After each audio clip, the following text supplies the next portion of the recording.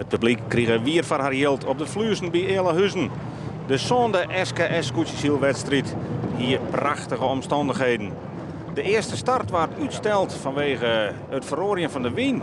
Maar de tweede start weer uit het boekje. Alle scooters kregen op tijd bij die startlijnen. En heel verrassend onderop maar de Zuidwesthoeken. Auke de Groot. En vlak achter hem Jappie Meter van Ljouwert. De route wie een songles. En de organisatie hier het grootste pad van het eerste kruisrak dicht bij de Diekdeellijn. Dan 2 lange kruisrakken. En zo komen de scooters bij alle 4 ton. En hoe doen dan de favorieten het? Grauw, de koprenner, die zit midden in dat veld op die startlijnen. Daar net al te 4 naast zit Jereveen een stukje heger, daar Dobbert Snits. Net een superstart van de favorieten. En het zou dan ook een hele verrassende beginfase worden van deze zielerij. Een mooi windje, dikke fjouwer, dus de koer prachtig zield worden. En de zinnen zorgen ervoor dat het er nog eens prachtig uitziet. En dan kan het samenbarren dat Auke de Groot als eerste bij de bovenste tonnen is. Een heel verrassend begin hier van deze wedstrijd. En echt direct een onvarkje. Want het is wat zijn die het als tweede om die tonnen draait. En die tikken er even zijn Zuidwesthoekerscootje aan. Beide skippers loeken een protestvlagje. En het zullen net de enige vlagjes worden deze middag. Zuidwesthoek 1, Ljouwert 2, wat zijn treien. En dan pas de eerste favoriet uit Jereveen op het 4e plak.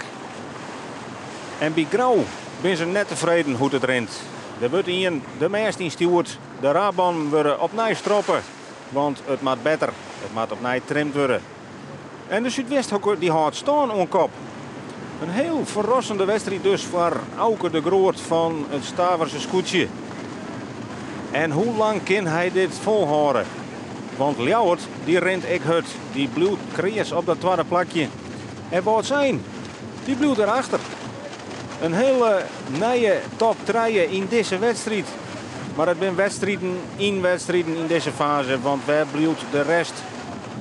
Het verschil tussen Grauw en het Jereveen is 3 punten. En het Veen leidt nog altijd op een 4e plakje achter die verrassende koprenner, de Zuidwesthoeken. Jappie Meter die bloedt op het 2e plak liggen. En wat zijn?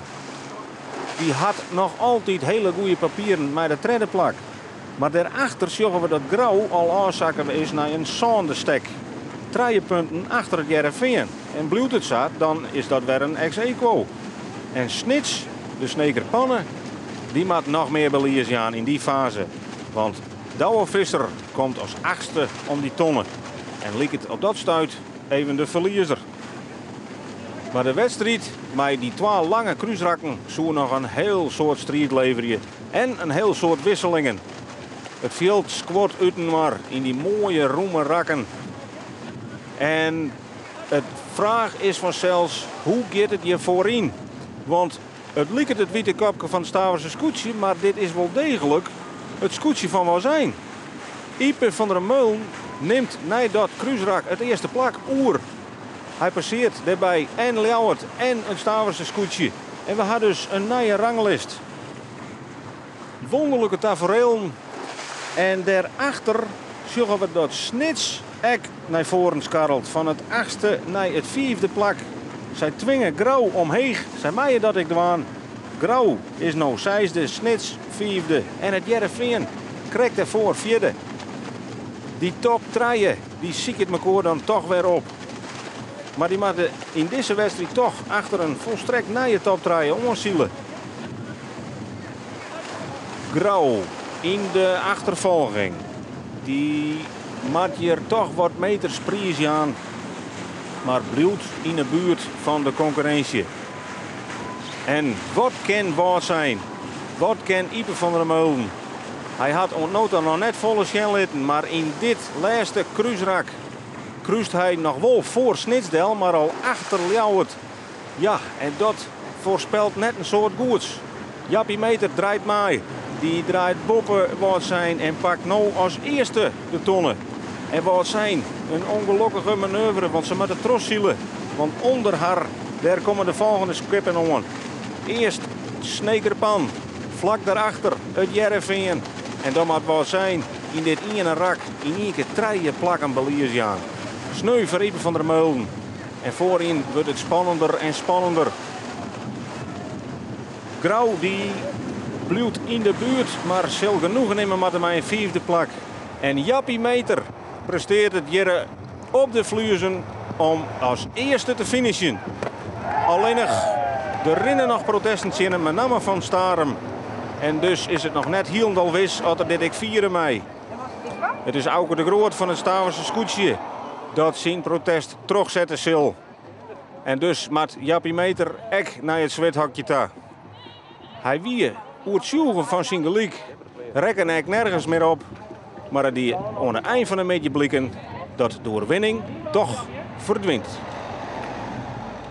En zo is het. De uitslag zat hier wie bij Eerlehuizen. Op het eerste plak Douwvisser met Snits. Dan het Jereveen Pieter Brouwer van Woordzijn. En dan het rietje Grauw de Jouwer op het 5e plak. De Lemmer Zuidwesthoeken op het zonde plak. En de hele mannen op het 8e plak.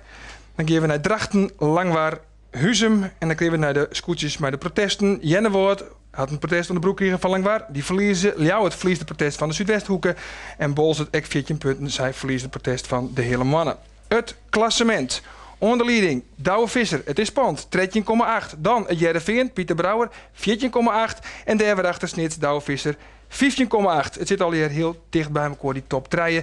Dan een god, naar de Jouwer, Dirk-Jan Rijenga, zo'n 20,8. Voor de Lemmer, Bolzert, de hele mannen en Ljouwert. En dan op het nog in de plak Drachten, Albert Visser, voor Jennewoord, Zuidwesthoeken, Woordzijn, Huzum en Langwaar, Jeroen Pietersma. Onderaan plak 14, 21 punten.